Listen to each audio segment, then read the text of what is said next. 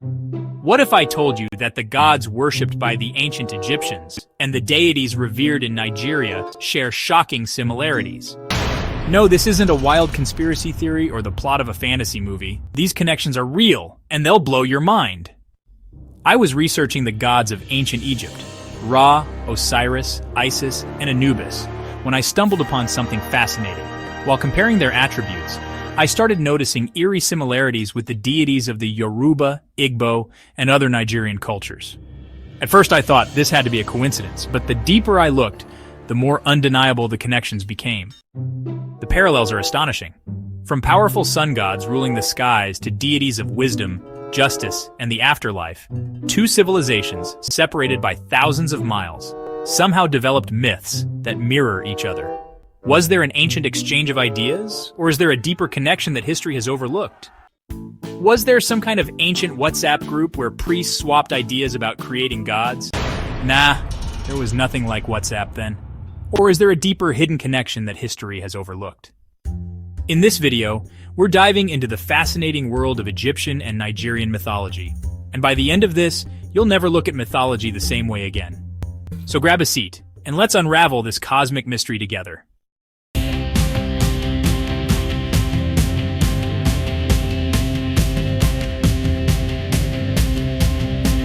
Before we dive into specific gods, let's first understand the foundations of these spiritual systems. Imagine a time thousands of years ago when people looked at the world with awe and curiosity. They saw the sun rise and fall, the rivers swell and shrink, and the seasons change like clockwork. To them, these weren't just natural events. They were signs of something greater, something divine. And let's be honest, if your crops suddenly started dying, you'd want to be on good terms with whoever was in charge up there. In ancient Egypt, a civilization that flourished along the mighty Nile River, people believed that their gods controlled everything around them. The Nile was their lifeblood, providing fertile land, water, and food. When it flooded each year, they didn't see it as a simple natural occurrence. They believed it was a divine blessing, the work of the gods ensuring their survival. From the towering pyramids to the grand temples, everything in Egypt was built around their belief in a powerful pantheon of gods who watched over them. And if you were an Egyptian farmer, well, you'd better keep those offerings coming. Nobody wanted to anger the gods and end up with a barren field. At the heart of Egyptian belief was Ma'at, the concept of balance and order in the universe. Everything had to be in harmony, from the way people lived to the way the gods interacted with the world. The pharaoh, Egypt's ruler, wasn't just a king. He was a divine link between the gods and the people, ensuring that Ma'at was upheld. In other words, he was like that one friend who always insists on splitting the bill exactly right. Everything had to be fair and balanced. Now let's travel westward, across the vast deserts and savannas to what is now Nigeria. Here, among the Yoruba and Igbo peoples, a rich spiritual tradition also took root. Like the Egyptians, they believed in gods who ruled over different aspects of life. They called them Orishas in Yoruba culture and Alusi among the Igbo. But unlike the Egyptians, their gods were seen as more directly involved in human affairs, guiding individuals, rewarding good deeds, and punishing wrongdoing.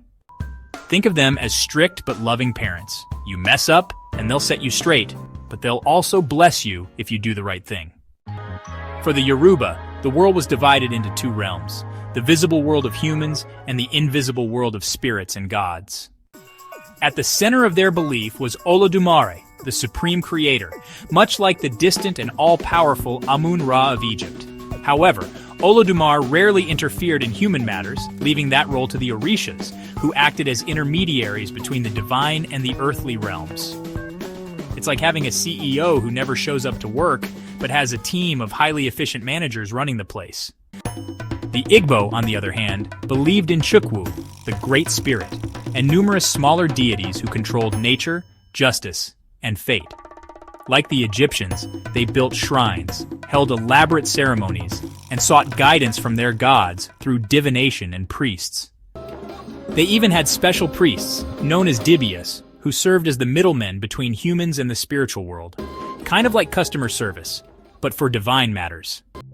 Though separated by thousands of miles, both Egyptian and Nigerian civilizations built their lives around their gods, creating rituals, temples, and traditions that shaped their daily existence. Their gods weren't just distant figures to be worshipped. They were part of their communities, influencing every decision, every harvest, and every success or failure. So whether you were an ancient Egyptian or a Yoruba farmer, one thing was clear: you better keep the gods happy or life was about to get very difficult. In Egyptian mythology, Amun-Ra was the king of the gods, the creator of all things, and the source of light. He was seen as the ultimate deity, giving life to the world.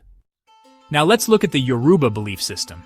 They too have a supreme god, Olodumare, the all-powerful creator, above all other orishas. He does not intervene directly in human affairs, much like Amun-Ra, who was often worshipped indirectly through his manifestations. The concept of a distant yet all-powerful creator is a striking similarity. In short, both gods are like VIPs who rarely leave their royal chambers. Do you need divine intervention? You had to go through their assistants, priests, prophets, and lesser deities, because direct access to the big boss just wasn't happening. It's like trying to get a one-on-one meeting with your company's CEO. Well, good luck with that. When it came to war, the Egyptians had Sekhmet, the lion-headed goddess of destruction and battle. She was fierce, relentless, and unstoppable, much like the Yoruba god Ogun, the powerful Orisha of war and iron. Both deities were associated with bloodshed, strength, and divine protection, worshipped by warriors and blacksmiths alike.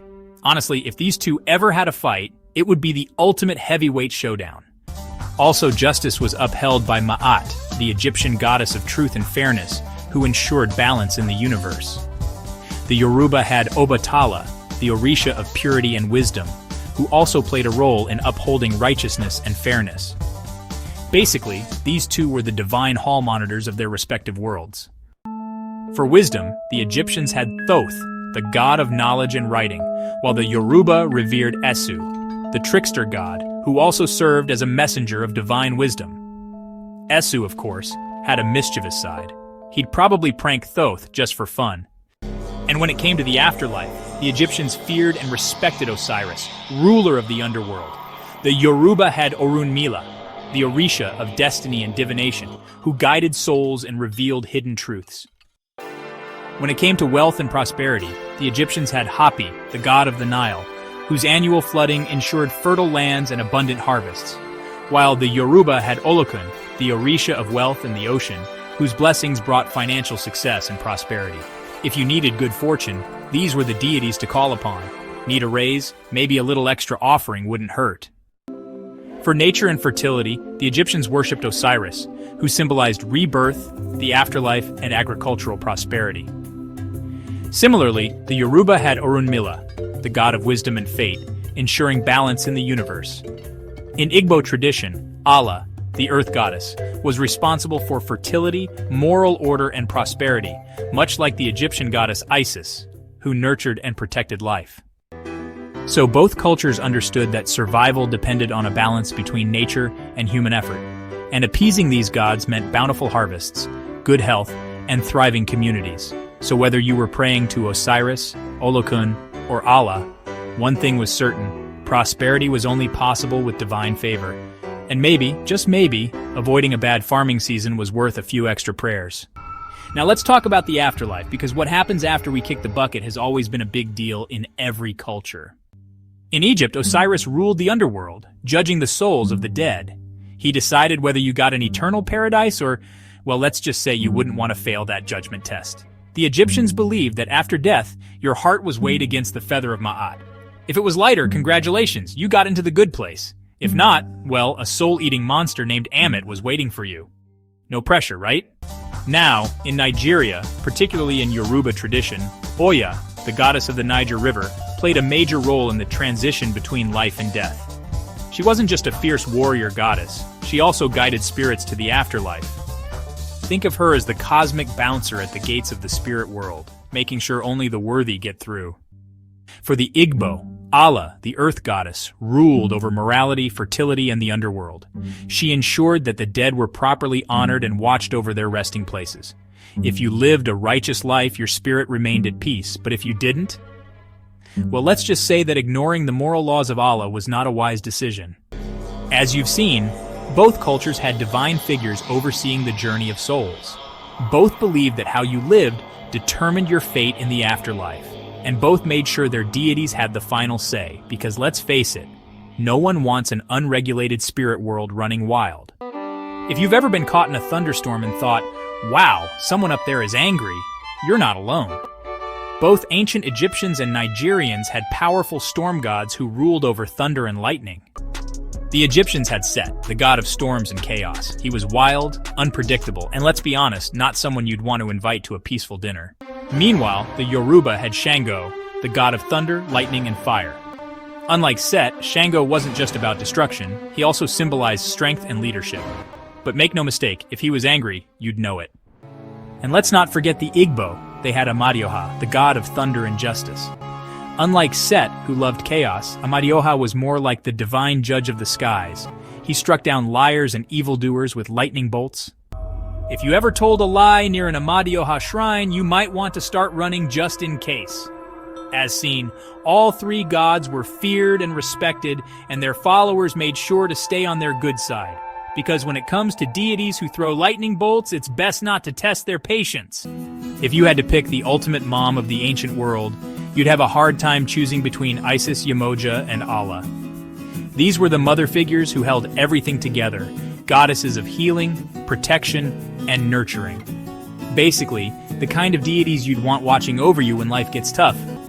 Let's start with Isis, the Egyptian supermom. She wasn't just the mother of Horus, she was the goddess of magic, healing, and protection. People prayed to her for safety, wisdom, and let's be honest, probably to fix all their bad decisions. She was the ultimate multitasker, managing to revive her husband Osiris, raise a god king, and still keep the world in balance. Talk about a strong woman.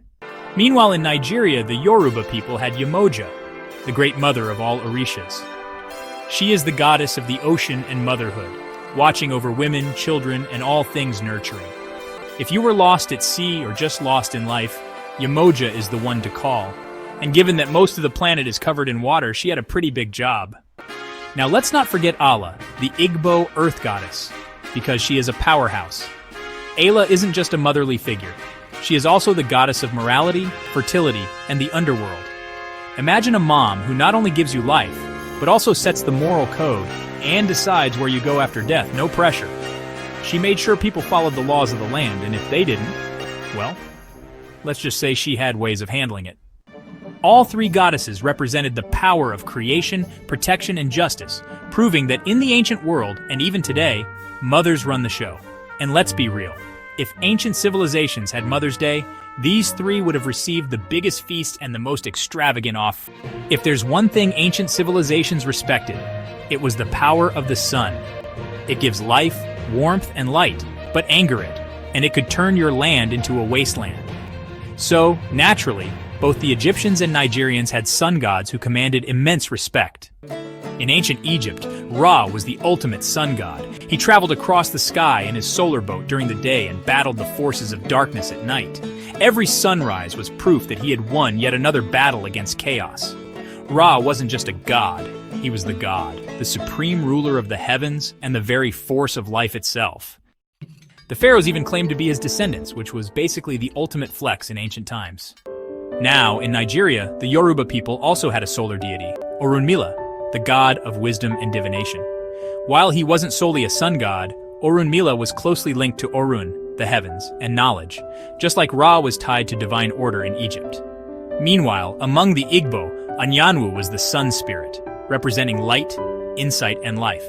People prayed to Anyanwu for guidance, prosperity, and strength. Despite the miles between them, these civilizations saw the sun as a divine force that shaped their world. And let's be real, whether you lived along the Nile or in the forests of West Africa, you knew one thing. Disrespecting the sun gods was not an option.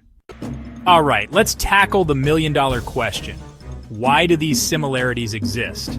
I mean, it's not like the ancient Egyptians and Nigerians were texting each other like, hey, let's both make a thunder god, but yours can have a cool lightning axe and mine will have a funky headdress. Scholars have been debating this for decades. And let me tell you, it's the kind of debate that could make a room full of archaeologists throw their sandals at each other. Some experts believe these similarities are evidence of ancient trade routes and cultural exchange. Imagine this. Thousands of years ago, merchants and travelers were moving across Africa, sharing stories, ideas, and maybe even a few divine recipes for creating gods. Hey, I'll trade you one sun god for 2 thunder gods and a basket of yams. Others argue that these similarities come from something even deeper, shared human experiences. Think about it. Whether you're in ancient Egypt or Nigeria, you're going to look up at the sky and wonder, who's the big guy in charge of that giant ball of fire? Or when lightning strikes, you're going to think, okay, who's angry now? It's like humanity's greatest group project. Let's all try to explain life, death, and why the Nile keeps flooding. And honestly, both cultures nailed it. What's clear is that Egyptian and Nigerian cultures didn't just create gods for fun. These deities were the ultimate life hacks for understanding the world. Need to explain the sunrise? Boom, here's Ra. Need to figure out why your crops failed? Don't worry, Yemoja's got your back. So whether it was through trade, shared experiences, or just humanity's collective imagination, these similarities remind us that we're all connected in ways we might not even realize. And hey, if nothing else, it's proof that ancient people were really good at coming up with cool characters for their cosmic stories. So what does all of this tell us? It shows that across time, cultures, and vast distances, humans have always looked to the skies, the land, and the forces of nature to explain the mysteries of life. The Egyptians and Nigerians may have lived thousands of miles apart, but their gods reveal a shared human instinct to seek protection, justice, and meaning in the divine. Whether it was Amun-Ra and Olodumare, Osiris and Orunmila, or Isis and Yemoja, these gods shaped their civilizations, guided their people, and left a legacy that still echoes today. Even now, their influence can be seen in traditions, languages, and cultural practices that have survived for centuries. And let's be honest, whether you call it divine justice, karma, or what goes around comes around, we're all still keeping an eye out for those thunder gods, just in case.